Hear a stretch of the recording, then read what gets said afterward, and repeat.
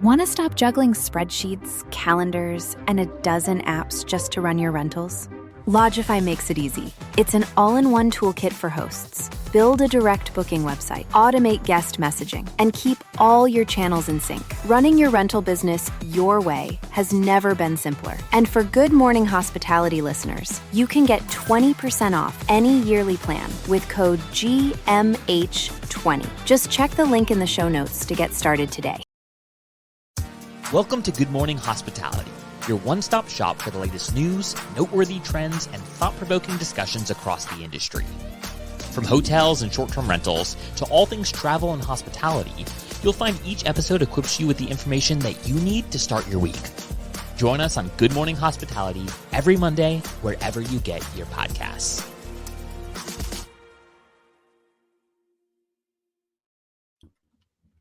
Good morning. Good morning. Yeah, it is Monday. Happy Monday. Yeah. Best day of the week. The past month has just felt like weird. I don't know. Lots of days off of school for the kids, plus lots of holidays equals like, what day of the week is it? I don't know. Yeah. I know. I finally feel like I'm getting back into my groove, like back into the gym, back into like regular cadence of things. It feels good. Interesting that you feel like you're getting back into it. Michael and I are like, where's the sun? What day is it? I haven't seen. I don't know. That's how I feel. It's like 2 degrees or -2 degrees here today in Denver, and it's snowing. So I'm a little bundled in, you know. What's up, Jeremy? Jeremy Weiss, one of our loyalist listeners out in Israel. Thank you for tuning in. Yeah, what's the weather like for you guys? I'm very curious. Brandy, the Miami Dolphins had to leave their beautiful 85-degree weather and get destroyed in like -27 with like wind chills. Yeah, not a good showing for the home team. But it's a chilly like 75 right now. So chilly I know, 75. keep us in your thoughts as we make it through these difficult times. Will, I'm really proud of you for a football reference because I know how much you don't watch sports. Yeah. Well, I was watching it last week with my buddies, and I was surprised that they would go from 85-degree weather to however cold it was, -4, negative whatever. I feel like that was an unfair game, Well, So that's why you have to watch. win those games at the end of the season to make sure you have home field advantage. Yeah, seriously. Anyways, fun way to kick it off. But to also kick it off, I'm very, very curious to hear your thoughts. We had a very busy week on the podcast in general, from the Operto DAC acquisition to the AirDNA and uplisting acquisition to our hotel crew covering certain news and stories like the Alaska Airlines doors being blown off and going into That was inspection. wild. Yeah, just like all these things, right? So we had about 4 episodes go live last week. It was very busy. So for all of our listeners, one, did you even catch all of the news and stories that we were able to put out, or do we need to do a recap? And 2, do you guys feel like we're going to continue to see a busier start of the year, or is this just kind of like how everyone's starting really strong and it's going to like fizzle back? I'm hoping the year isn't as news heavy as last week was. That's a lot. 2 companies going out of business. Yeah. 2 companies getting acquired, and literally doors getting blown off of airplanes. That's why you wear seatbelts, folks, especially if you're sitting right by the door. So that one is a bit scary as I'm getting on a plane tomorrow, but that's okay. I can't imagine it's going to continue on this way. And we know that some of those things have been in the works for quite some time. It's just a matter of when do you announce it? No one wants to announce anything during the holidays. So the first week back is gonna be more newsworthy than the third week of January. Hopefully, we'll find out. We're not sitting on any stories ourselves, though. So if you have any news that you want to share, please let us know. We'd always love to keep up with it. But Caleb, busy week last week. Front desk, major urban operator went out of business. Here, a fund to purchase and own shares of vacation rentals also went out of business. And then had 2 acquisitions. Operto acquired DAC for their front-facing guest app, and Uplisting was acquired by AirDNA. So I love both of those acquisitions. I don't love either of those closures, but at the end of the day, I think we all need to expect more of the same, more of that the rest of this year. Yeah, I think there's going to be a lot of just general activity as the year goes on. For some of us, we're going into high season, so this is a nice time of year. But for a lot of other people, this is kind of the beginning, or they're right in the middle of some of their tougher financial months. And I think that you'll maybe see in the spring kind of those cards unfold and see, I think we'll see some more activity early Q2 as well. Definitely. And not to shameless plug, but last week, Brandy and I got to be on a round table with other operators and going into certain questions and things. So I have a question from Michael from that round table, but also to plug our predictions episode and round table happening tomorrow. We're going to have both hotel and short-term rental crew of GMH on. And then, of course, we're going to have other podcasters in the HFM network. So definitely something to tune into. We're going to put those crystal balls to use. But Michael, one of the questions I got to ask everybody at the end of the roundtable last week was, what's one thing you've changed your mind on in the last 12 months? Brandy, I'm going to allow you to change your answer publicly on GMH since that you wanted to after that. But one thing for you, Michael, specifically, industry related, not industry related, whatever you want to go. But what's one thing you've changed your mind on in the last 12 months? And Brandy, if you maybe want to step in and just change yours and give Michael give me a second. Sure. So I was asked first and I had absolutely no time to think. And so I went from like a business perspective of like really trying to open my mind up to new changes within the business and business model and things like that. But that was just kind of a scary answer that I had to say off the top of my head. But I thought about it, and like on like a personal level, which also touches into my professional life, it's really dedicating to making habits last. Like around this time of year, that's always super popular, but I kept an alcohol tracker. I tracked every single drink I had in 2023. And so if you're like, I don't really like, it's not a lot, by the end of the year, you're like, okay. And so I'm going to continue to do that this year. And I'm trying to cut the amount that I tallied by half. And then also waking up at 5 a.m. I used to do it like off and on, but I really committed to like being part of that at least a couple days a week to get to the gym before work. And it makes a huge difference. So it's brutal when you're getting into it, but it's worth it if you can. That 5 a.m. club is real. That early morning energy. Yeah. There it is. You snuck it in. I would say if you're planning on starting a business, get some traction on it before you jump ship, because funding isn't what it used to be. So make sure the business is viable. You've got some pathway to traction and revenue, but the times of 2021, 2022 are over. So the macroeconomic environment has changed. Yeah, I'm going to shameless plug a podcast I was on a couple of weeks ago called Building the Biz, a new podcaster out here in Denver. And that was like my main message to any entrepreneurs is like, or new entrepreneurs that want to get into it, was there's nothing wrong with a side hustle first. Let it like become a side stream, because I remember my first business when I just jumped all in and had no proof of concept, no revenue, no nothing. And it was horrible. It was horrible. So yeah, great idea. Great advice. Awesome. I'm very excited for the predictions episode next week. A lot of it is going to go into what's going on into, short-term rental, hotel space, travel in general. But I am very excited that we're going to jump into a little bit of data and conversation around Focusrite. And they supplied us with a report going into the sizing of the industry. And so for listeners, we'll make sure that you have the link in the show notes to get the report. But I'm going to kick it off with you guys. What were your overall thoughts? It seems like behind the scenes as we're chatting, it's a message of what we've all been talking about. It's going to be slow growth, but in some realities, it's going to change. The key takeaway from the report that I had personally was we had monster growth in 2021. Like the data shows a 54% increase in bookings in 2021 in short-term rentals.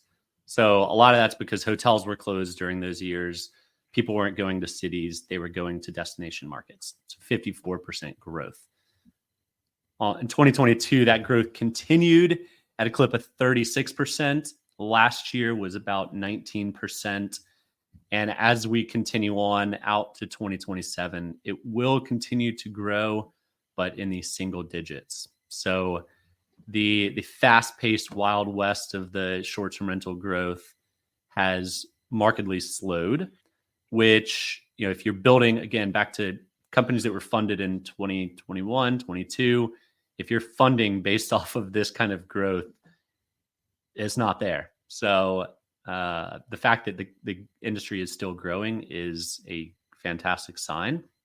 I think the biggest growth opportunity lies with what hotel operators might classify as hotels, but as they start rolling out their urban city center short-term rental brands.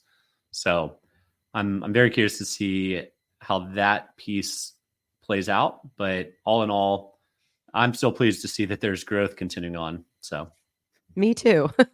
Yeah, I thought actually, like we said, a lot of the kind of overarching themes are things that we all have been talking about, funding being slow, that kind of thing. But Airbnb, one of their lines, Airbnb's actions matter very much. Like, yep. But one kind of like small paragraph that there wasn't a ton on, but it's about all of the regulations going through the EU and about like the transparency that's being required. And that might not seem super like monumental right now, but it could totally change the way all of your pricing is portrayed. There could be cutbacks or like more scrutiny around the fees that are being charged, that kind of thing. Because I know, for example, like when we send our fees out to Airbnb, they're all bundled into the cleaning fee, and as it's presented to the guest. And some other sites do that as well. So I think that with, when the EU makes regulatory changes like this, it impacts all the other markets because the OTAs or whatever company it is, like Apple is totally changing the way all of their charging ports are because they lost the lawsuit in the EU, which I'm honestly here for.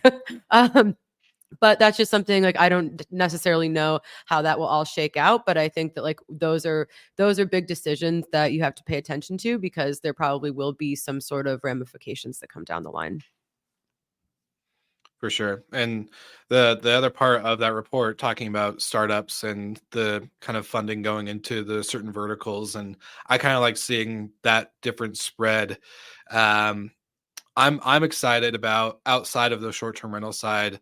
I'm going to rephrase this. I was really excited about Uber and what they were doing last, like 2 years in 2022. We got to talk about like Uber travel and how that was working. I get to experience it. I love the experience. Obviously it wasn't fully fleshed out, but now that they've pulled back, so I'm interested to see how other either rideshare apps or cab calling apps or anything like that can really integrate into the travel vertical outside of just getting a car at the airport. Michael, I know you have a comment, but let me finish my thought or else you're muted. Are you new? Are you we're looking at the data, but the audience is not. So let's maybe set the landscape a little bit better. The report shows all of the different verticals that have been invested in across travel. So it's got short-term rentals, it's got corporate travel, air, OTA, scooter, bike, car rental, etc., and who've been funded in the past 2 years essentially, and then the past 10 years total. And the segments that have been most funded in the past 2 years are the short-term rental segment and the corporate travel segment.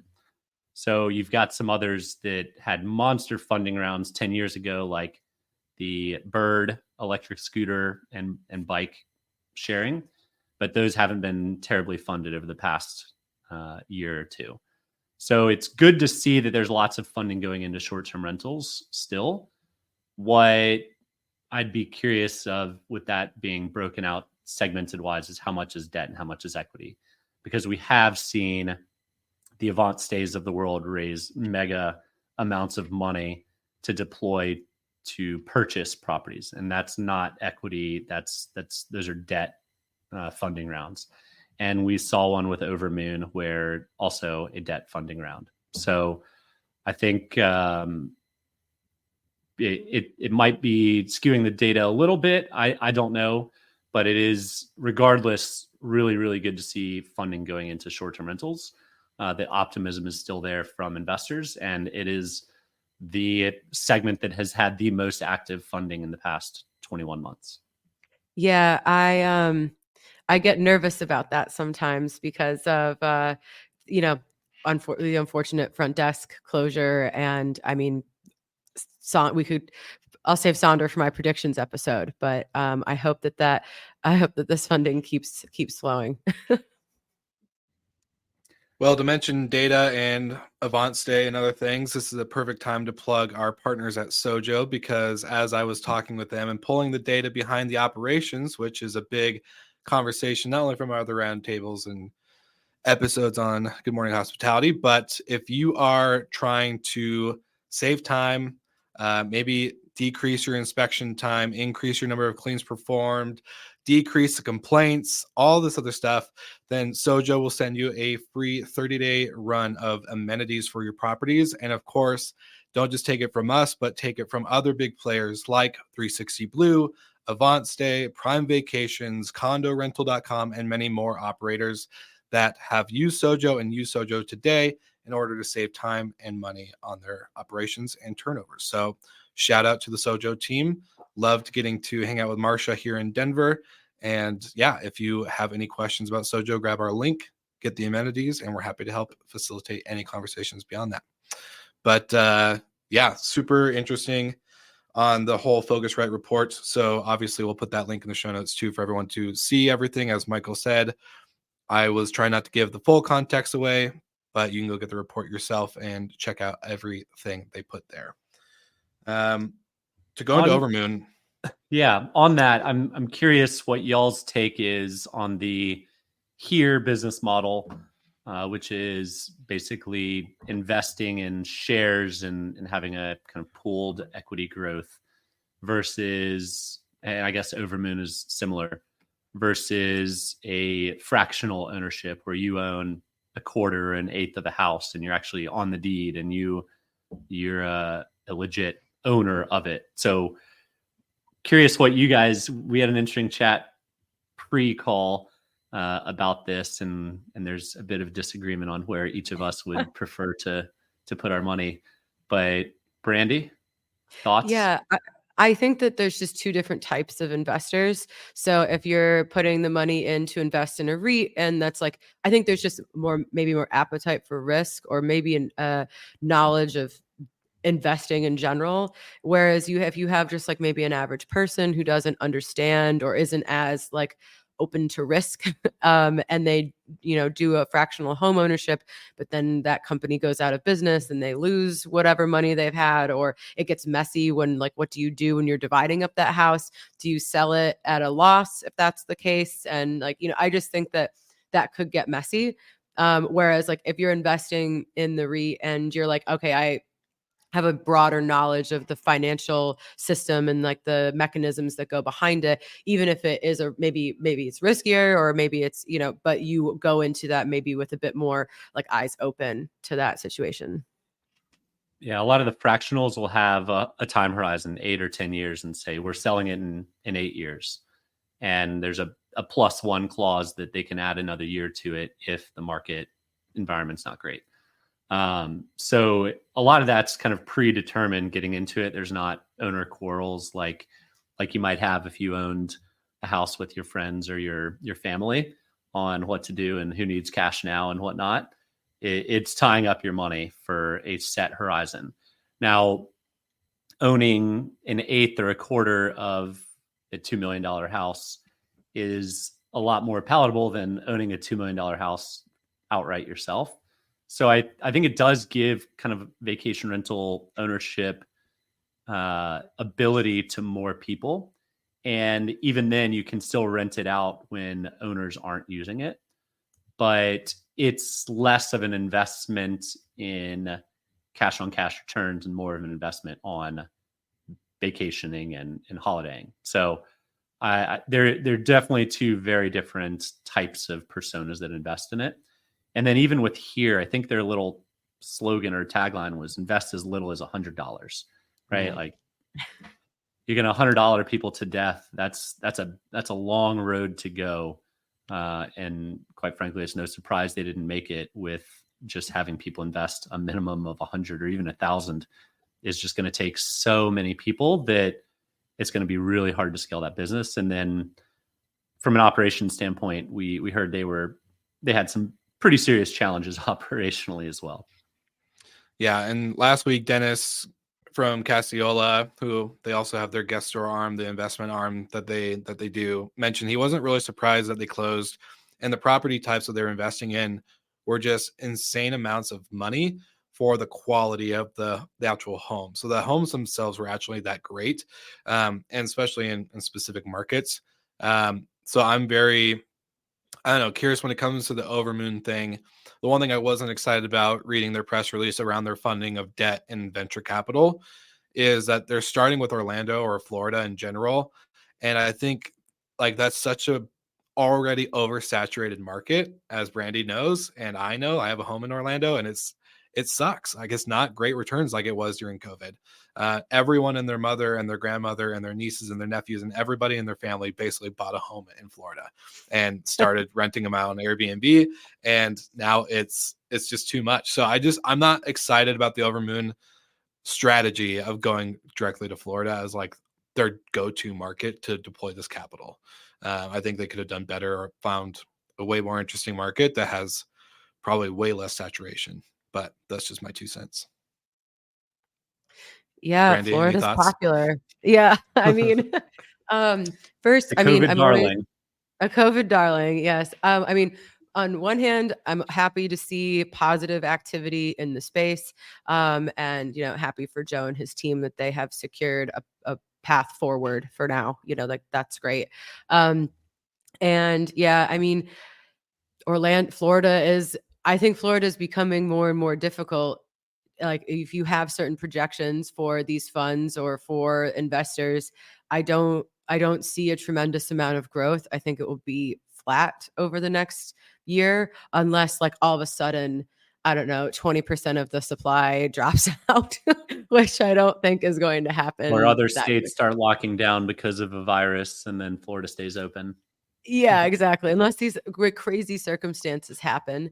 But we talked off camera about this, like, is this just more people going into a business model that doesn't work, or is this the business model that does work? So I guess we'll find out in a year and change, like how we can kind of tune in and see how things are going. What I do like is, this is a really difficult industry. There are ways that this industry works well for everyone and the ways that it doesn't. People have tried, like the arbitrage model, and then that worked really, really well for a while, and then it really, really, really didn't. And so I also give credit to people that are just trying to find new and creative ways to exist in this industry and be successful. So I hope they succeed, and we'll just I think learning lessons from all these people is important too. Definitely. And so our December recap episode will probably have some sort of mention of this, maybe, hopefully not in a bad light, but yeah. Yeah, I mean, vacation rental operators have been around for decades and decades and decades. It's nothing new. I think scaling has been proven quite difficult for both the destination companies like Turnkey and Vacasa and the urban folks like Saunders Stock Price. So it is tried and true that if you manage 100 homes in a destination market, unless you're fiscally irresponsible, that's a fantastic business. Growing it to 10 different markets has proven quite challenging for most folks. But I don't know if 10 markets is like the goal, Exactly. So it really comes down to like that segment is not really venture investable for for investors. It's a fantastic, solopreneur or joint venture business for folks. It's just not that you're going to make 100x returns on an early stage VC investment in the space. So nope. which is fine. Like, I don't think there's anything wrong with that. I know we cover a lot of Not at venture all. capital, private equity things. Like, there's nothing wrong with creating a nice, sustainable business that generates good profits and has good operations, good hospitality, good culture. Like, and you get to live in Aspen, or you live in 30A, or you live in fantastic cool towns. So especially for the hotel people. Oh, go ahead. Sorry. Well, I was gonna say, for hotel people too, I think like there's a group of people that got into short-term rentals and now are buying like boutique hotels, and they're trying to do like this big blitz scale thing in unit count, right? Like, okay, I had 60 homes, now I want 60 doors in one building. And that's great too. But also I think it's okay to have just one hotel, run it really great, and create like a really cool brand.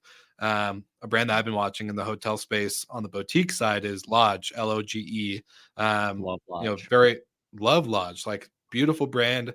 And they had some big growth, I would say, during 2019 and 2020, but they're slowly just adding probably one property every year and a half, 2 years. And it seems to be a really sustainable model that they built a really good brand around. And, just stuff like that is also exciting. I think, we talk a lot of venture and private equity. It's okay to just be slow and steady and profitable, to say the least. I mean, the sexiest thing is a business that exists and is profitable. So however you get there, and maybe like not trying to pull your hair out every day. So yeah, 100%. I think that's just take part a of business vacation ownership. Yeah. But at least for the first 10 years, hoping to prove that wrong in the next few years, but it's certainly been that way. One quick mention before we head out. I just wanted to, Will, you were super into this company recently, and that was Cabana renting these kind of like tricked out vans. Van life was really popular, and they have gone out of business. And I can't say that I'm totally surprised, but I know this was kind of like a darling for you, Will. So my condolences. RIP. But hey, I will say this: if anyone from Cabana is listening, if you guys have a couple extra vans that you can't get rid of, Colorado is a beautiful state, and I'm happy to take them off your hands. That's what I'll say. Because I think that would be like, going back to the comment of having like a nice, profitable company that's like slow and like local, like having 3 of those and running like a small fleet of that. I think that would be sick. Like, what a fun experience. There's no need to scale it and raise a ton of money. Just create something cool. Is this going to be your 30th business venture that you just want to tack on to your schedule? Don't do it, Will. Don't do it. Don't do it. Look, if you want to go camping, go camping. If you want a cool outdoor experience, there's lots of really cool glamping locations, especially in Colorado. If you want a hotel, there's great outdoor hotels. Why do you want to sleep in a car? I think it's cool because you can pick either or. That.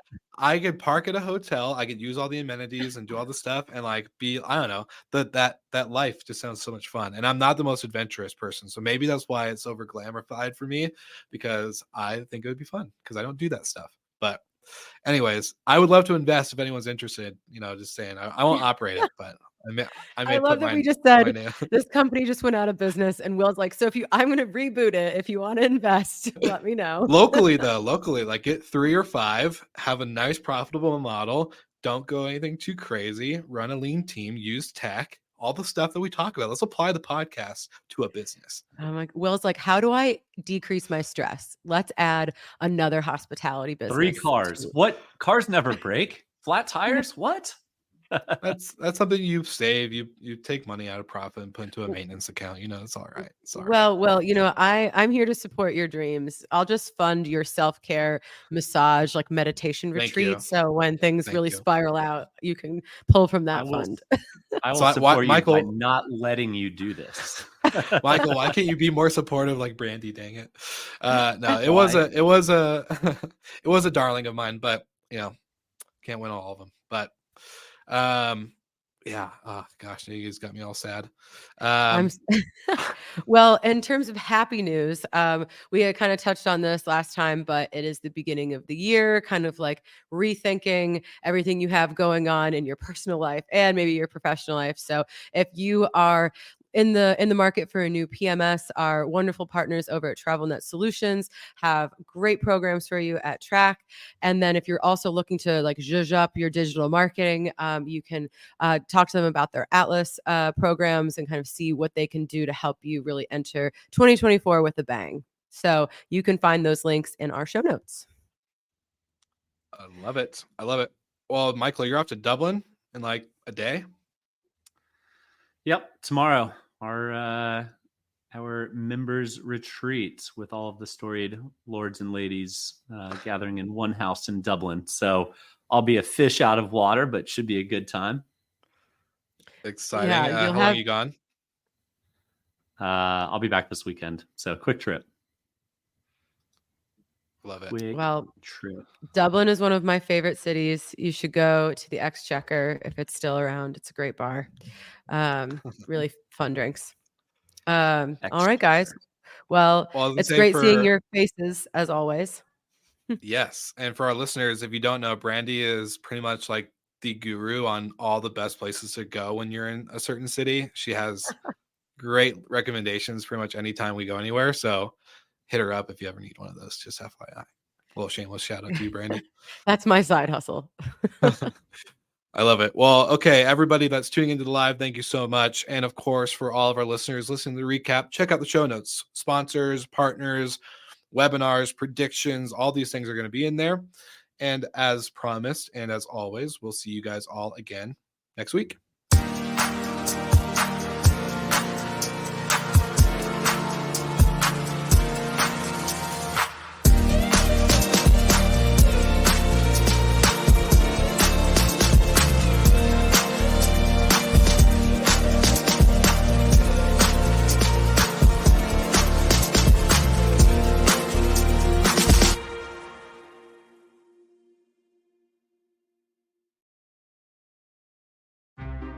Want to stop juggling spreadsheets, calendars, and a dozen apps just to run your rentals? Logify makes it easy. It's an all-in-one toolkit for hosts. Build a direct booking website, automate guest messaging, and keep all your channels in sync. Running your rental business your way has never been simpler. And for Good Morning Hospitality listeners, you can get 20% off any yearly plan with code GMH20. Just check the link in the show notes to get started today.